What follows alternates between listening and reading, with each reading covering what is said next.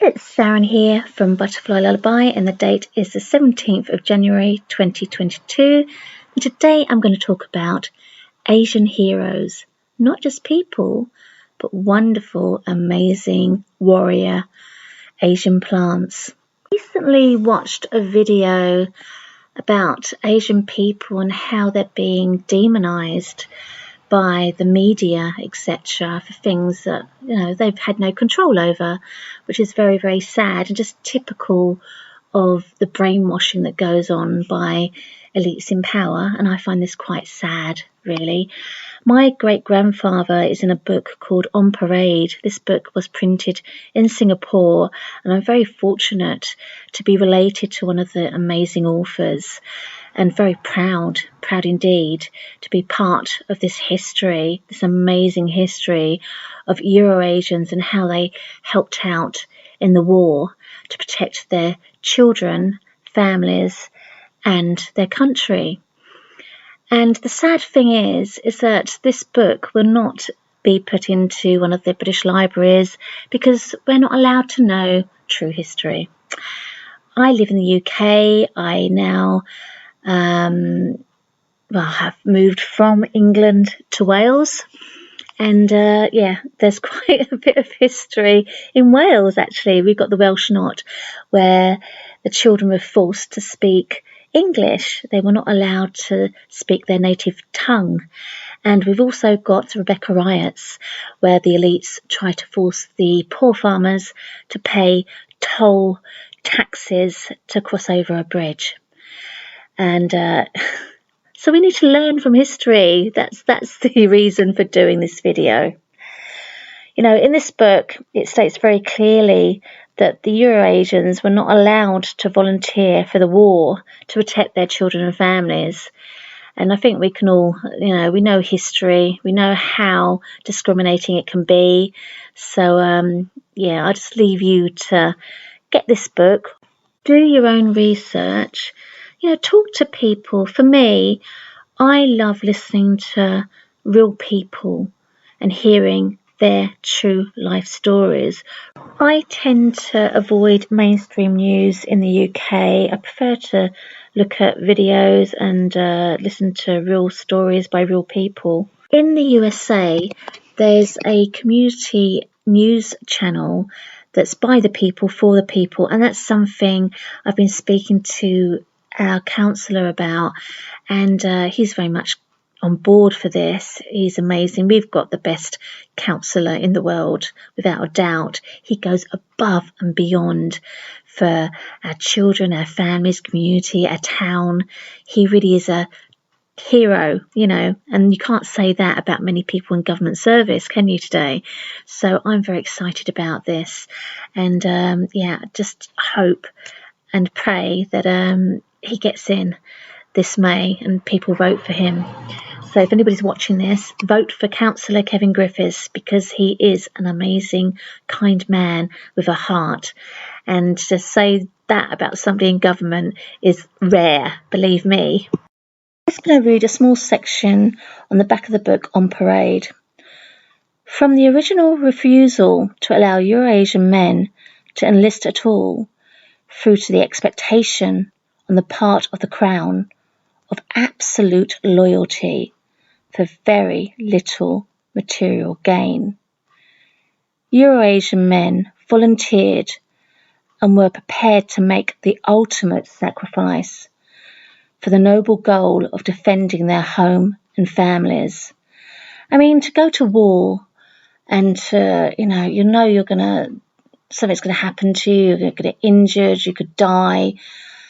It's such a big deal. And when you watch or listen to stories of people that have been to war, it's so sad. And I feel that, this sort of history should not be covered up.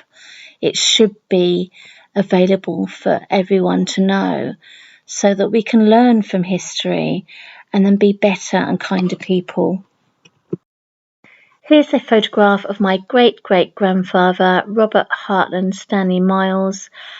I've actually just found out Miles is spelled yes, and not with a Y.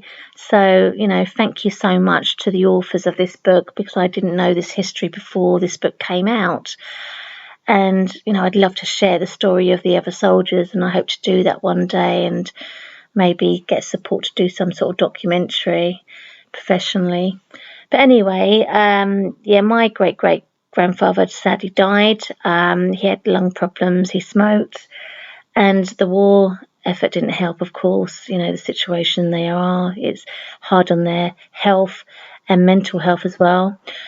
So Nan ended up being an orphan. So he left, 3 children behind who were sadly put into a British English orphanage.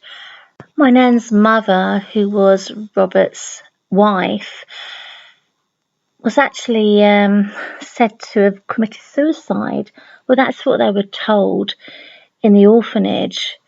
How awful to tell children such a lie. When I actually found out that the mother remarried, and I don't blame her, because I think back then she didn't have a choice, especially being Eurasian, and she wasn't white in colour apparently, so she'd have been through a tough time. Even her mother-in-law blamed the colour of her skin when she said to my Nan, the reason you're that colour is because your mother, your Burmese mother. And I mean, what an awful thing to say to a child. Her mother's dead. To her, she thinks her mother's dead. And, she's blaming the colour of her skin on her mum.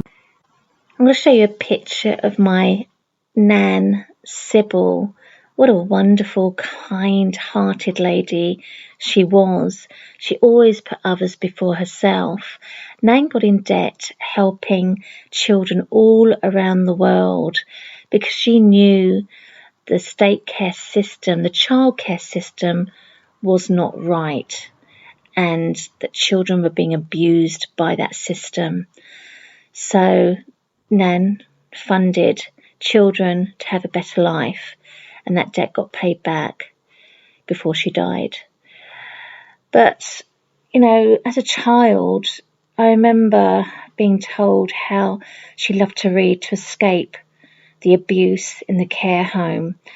She was made to eat and sleep in a shed with her brothers by people that were supposed to love and care about her. Thankfully, a white family adopted her, but social services couldn't bear the thought of her being happy, children being happy. No, they didn't want that, did they? So they took her away from that loving, caring family and placed her with an abusive family again.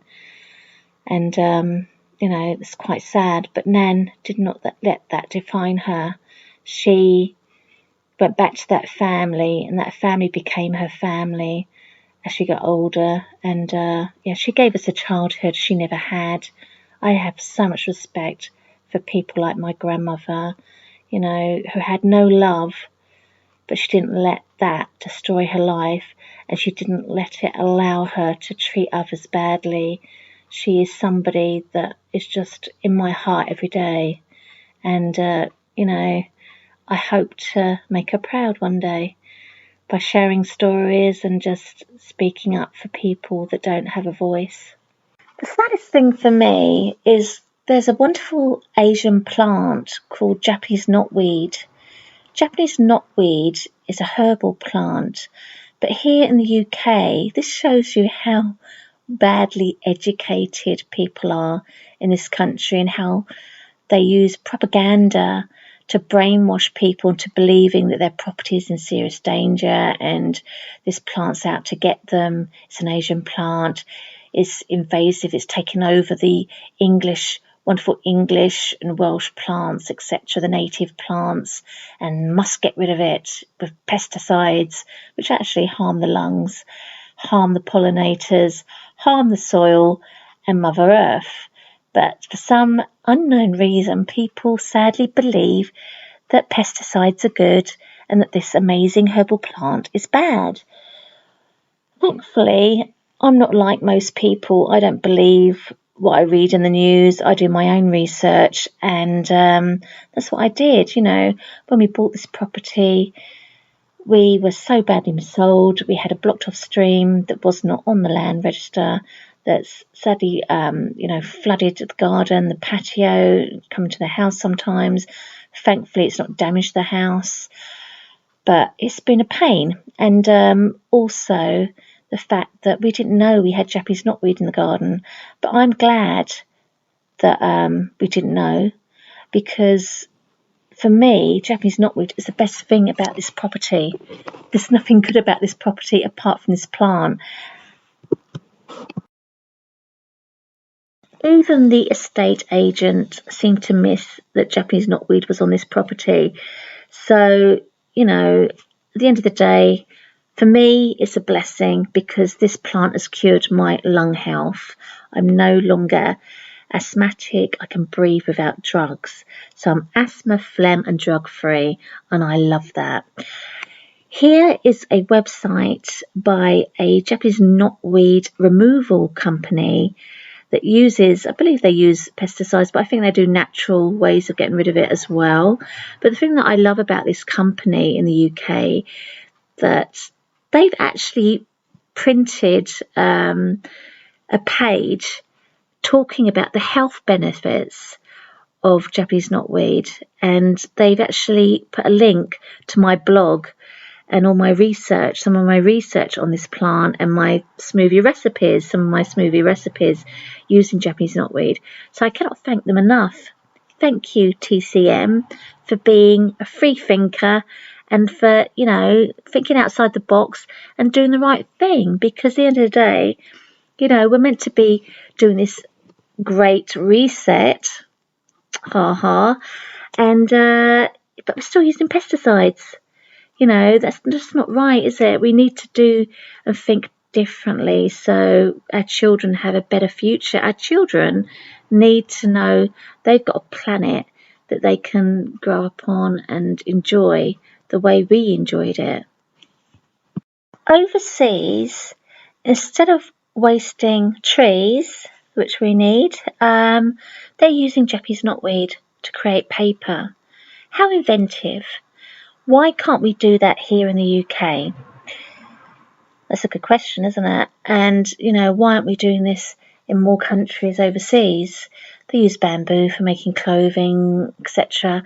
But Japanese knotweed is a plant that we could definitely use. Stop using the pesticides, stop harming our lungs and our pollinators and planet, but instead use this plant because it's a valuable plant, not just for making things, but for herbal remedies as well. It's used for Lyme disease, etc. I'm just going to share some of the homemade Japanese knotweed paper that I made myself from the plant that I've got in my garden. Fly high, be happy, and dream big. I really want to create something amazing and get artists to draw on Japanese knotweed paper and do a gallery of art using Japanese knotweed paper. I'd absolutely love to print one of my stories on Japanese knotweed paper for a book. To have a book made of Japanese knotweed paper and cardboard, the cardboard cover, would be absolutely heavenly for me. It'd be a dream come true. And who knows, this could be something possible in the future. I'm going to leave you with some information about Japanese knotweed. I've created some wonderful Japanese knotweed soaps that I hope to one day trade for food for struggling families. That's for the bee Japanese knotweed soaps that I've made. And for the butterfly Japanese knotweed soaps, I hope to fund the arts. And for the leaf Japanese knotweed soaps, I hope to support herbalists and herbal plants like Japanese knotweed that are demonised by the elites with their bad education. So that's a dream, and I like to dream. I think everybody should dream big. So here's a song by my daughter, Melody Angel. We call her Melody Angelicus, and she's on YouTube with some of her songs. It's called Broken Souls. It's about how sad wars are. And right now I feel there's a war on health and information, and we need to change this. So good luck everybody, and be kind to one another. Bye bye.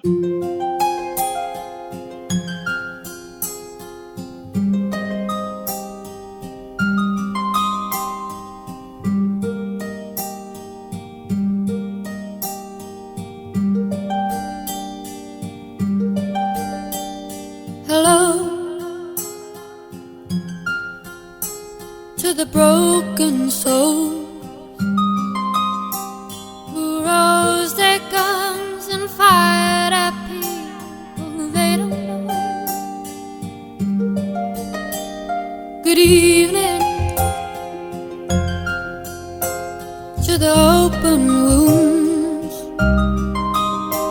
who no longer know people they once knew. Where have you gone? Have you lost your roots? Forging a path. Good morning, Sharon from Butterfly Lullaby, and it's the 18th of April 2020, and I just wanted to show you my Japanese knotweed garden and to prove to you that actually it doesn't take over your whole garden. I'm going to do a complete walkthrough later on, just to show you the garden. So first of all, here's a picture of where the knotweed was coming into my garden from my neighbour's garden next door, my new neighbour. They had knotweed on the other side of their garden as well. So we don't really know where the knotweed came from.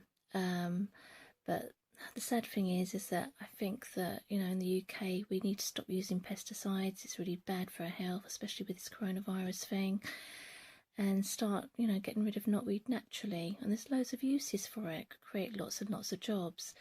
So here's a list of things here that I've just listed on this photograph, and there's more in my blogs if you want to see it.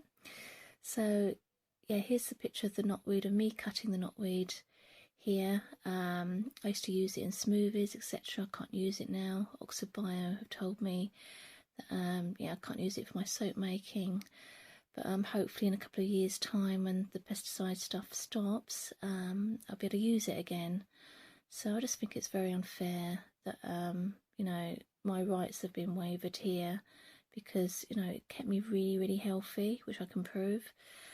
But anyway, so here's a picture of where the knotweed used to be, and you can see the little rabbit house here and all the bluebells, and, you know, I've controlled that just by cutting it down. It's as simple as that. So it's very, very easy to control. And here's a picture of my friend in the USA, my herbalist friend, Chris Long from Nana's Naturals. And, you know, she wanted to buy the knotweed from me a few years ago when it was organic to use for her herbal medicines. Sadly, you know, that didn't happen because of my new neighbour using pesticide. I don't blame my new neighbour. It's the mortgage companies and the media that do a lot of scaremongering, so people are frightened to have it in their garden. So yeah, so now I'm going to just go through a walk through the video of the garden. So here's my patio area, and as you can see, there's no knotweed growing through the patio at all, and I've just got normal plants growing and peppermint, etc. There's no knotweed on the grass. So I've got two separate gardens. This is the first garden, and the second garden's down the back. So yeah, I've got a lovely little, heavenly garden. Lots of people comment on a garden, they really like it. It's wild and natural. You know, I stopped using pesticides years ago because I knew it was bad for the bees and the birds and, you know, the wildlife, and also, excuse me, it's not good to have that sort of stuff, you know, when you've got children either, you know, or pets. I just don't understand why you'd use it. And as you can see, you know, I don't use any pesticides, but I'm managing to control, you know, slugs, etc. I use sawdust to control the slugs. That's all the sawdust bits down there. So I've planted new plants and they're not getting attacked by slugs. You can use peppermint. There's all sorts of ways to control pests and things you don't want. It's my phone going off. So as you can see in the grass there's no knotweed at all. I haven't cut the grass this year. There's where our little bunny rabbits used to run around. That's where they've been buried, sadly.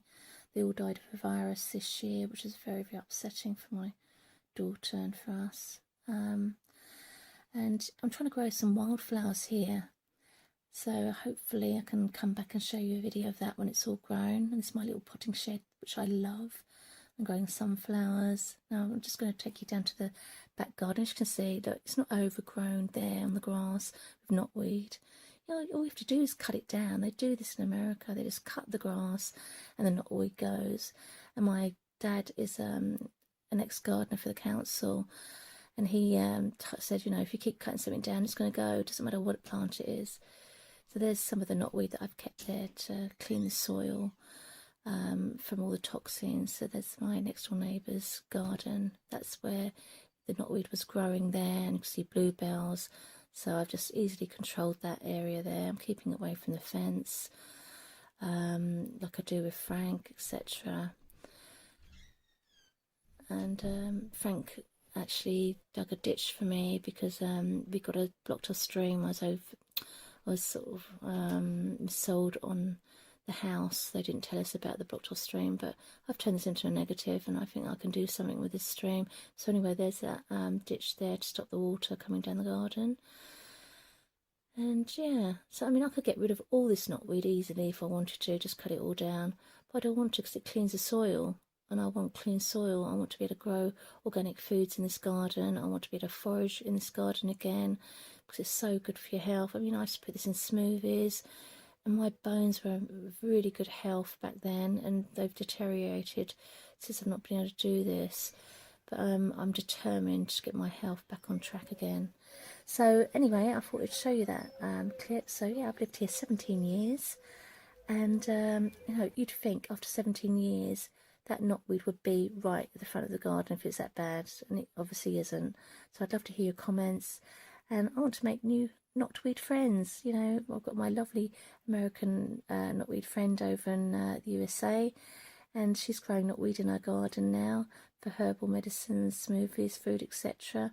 So, you know, I'd love to hear your thoughts. Take care. Have a wonderful day.